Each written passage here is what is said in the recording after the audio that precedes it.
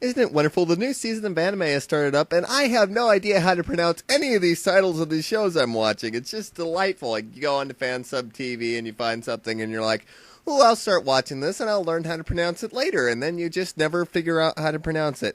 Hey guys, this is MPig, and today I'm going to talk about two particular anime I've been watching. Two of which I will not bother to actually say the full title in full, so I will just put it up in text around the time when I actually start talking about it, because I'm such a wonderful anime blogger that way. You see, I don't bother like with all these technicalities. I say to hell with that and just throw it up on the screen for you guys.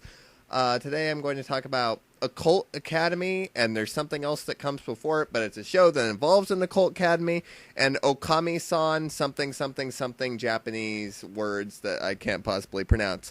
So the first show I'm going to be talking about is Ookami-san, which is a relatively cliche little piece of work. It's directed by the same guy who did the anime for Love Hina, Sky Girls, and a bunch of other little trite crap that nobody remembers. And I think this falls into the category of good trite crap.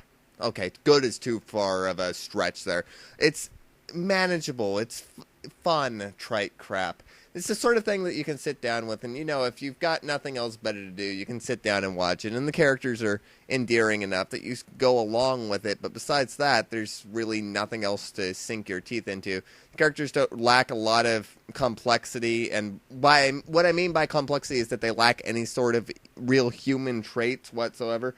You have your tsundere girl who's in the center fold, who's kind of the main character, who's the entire time all that her character really boils down to is, oh, I'm a tough girl, but on the inside I'm really scared and meek and girly and everything, but I hide that on the inside because I'm too afraid to show it. And then you've got the lowly girl who's like kind of cute, I guess, if you're into that sort of thing. And the whole thing is based around the entire idea of this service or this company that basically people go to them and they ask for a task to be completed.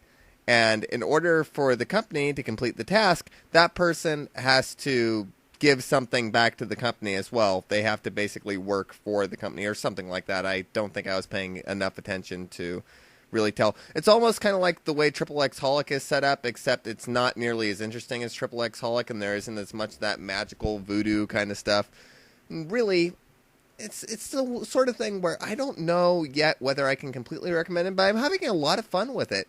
It's not something that, I can say to somebody, oh, just skip over that one. I would recommend skipping it because there's certainly better stuff that you can watch. But, she's just so cute. Honestly, anytime you have a character who's set up in the forefront, I have a soft spot. I do. If there's a tough girl who has a soft center, I just go crazy over that. I love that kind of story. I've seen that story 10 billion times, and no matter how many times it's done, I still like that. I like that sort of attribute. I like that in my anime girls just in general. I'm beginning to really grate on the really high-pitched little squeaky, hee, I'm a cute anime girls. No, I like the ones that are like tough as bricks. That's the sort of thing that I usually... I want to follow a character that's strong, typically. Unless they're like Shinji Ikari, in which case they're so psychologically messed up that you just follow along with them anyways. Other than that, you have to have a strong center for your anime to basically revolve around. And she makes for enough of an interesting protagonist that the rest of it works. And plus, there is a hilarious narrator. I have to say something. This show would be completely mediocre if it wasn't for the fact that the narrator was so hilarious. Almost every single strong laugh in this show is simply based on the fact that there's like this disembodied voice that talks about the whole thing as it's happening, and she points out all of the bad cliches, all of the bad fan service shots and everything as the show goes along. And that makes it very amusing to me because, you have to have somebody there to tell you what you're watching is completely ridiculous, otherwise you just kind of roll your eyes at it. It knows what it is, it doesn't deny what it is, and so thus far this is kind of a very light 3 out of 5. I don't really understand why I'm enjoying it, but I keep on watching the episodes as they're coming down the pipeline, so I can't completely dismiss it, even though it really should on the critical scale. The Occult Academy, I've only seen 3 episodes so far, and only 3 episodes have really been released. So not much can be said about that, other than the fact that the first 2 episodes were really strong. This was my new favorite anime of this particular season of the shows that I've been watching so far. I've been watching 3 shows. I've been watching a show from last season, Maids vs. Butlers, the other one that I just mentioned earlier, and Occult Academy. And thus far, Occult Academy is by far my favorite.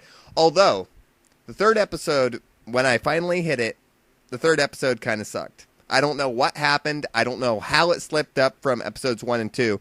But once you got to episode 3, everything just went to a halt.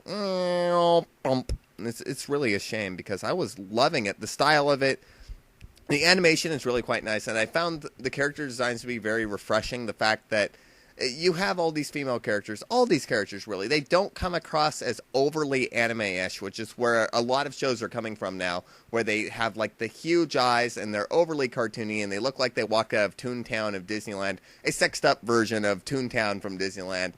And this show, really, the characters have the same sorts of flaws in their facial expressions and stuff that you would see in average ordinary people. I mean, I love that the main character kind of has wrinkles around her eyes and everything, even though she's supposed to be an academy student. It's not the sort of typical designs that you see everywhere these days. It would have been typical for like the 90s, most definitely. But now, all of a sudden, it's become refreshing to see that sort of thing come back. It's to do with the occult and this girl who hates the occult but knows everything about it because her father made this occult academy. And her father dies, and so she's stuck at the head of this occult academy.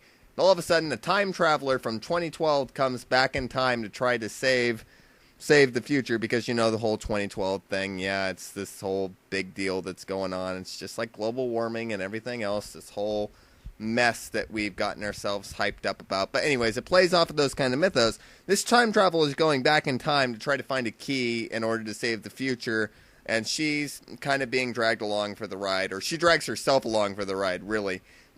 And the entire thing is about their funny little chemistry and everything, and they really get along. The two characters don't really get along at all, and that's part of what makes it interesting. But you kind of have this sense that, you know, maybe they'll hook up in the end, but who the hell knows at this point.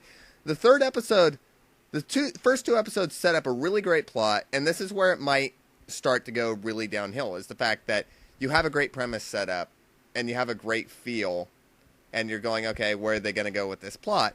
And then you get to the 3rd episode, and all of a sudden it just feels like, oh, I guess we're not really going to develop the plot all that much, and we're just going to go into some random misadventure of the time traveler guy going out with some chick that he finds hot. And it's obvious where this is all going, this particular arc. And it ends on a cliffhanger, which I guess is supposed to lead you into the next episode going, ooh, I can't wait to see what happens. But instead it's sort of like, oh, I have to wait a week.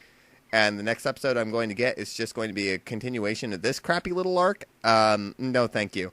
So, really great at the beginning. I would probably have given it a 4 based off of first impressions just of the first 2 episodes. I quite liked it. Actually, a 4 is a little strong, I think. For me, the thing is I try to keep my 4s for things that I actually think are genuinely really, really, really good. And 5 out of 5s are for things that are genuinely masterpieces. I think this would have been a strong 3 out of 5 if it was just based off the first 2 episodes. But now I can only give it a very weak recommendation because it kind of slipped off a little bit. But we'll see once I've seen the whole thing whether it gets back up on its feet. It's only been 3 episodes after all. And so those are the 2 shows that I've been watching, and there will no doubt. See how I mess up words like that. There will no doubt be a review for Ladies vs. Butlers coming up here, so you guys can also look forward to that too. I know that you love it when I just ramble on and on about things that don't make any sense, and I've got no script, so it makes no freaking sense. But anyways, peace. I just figured I would update you guys on the animu of the world.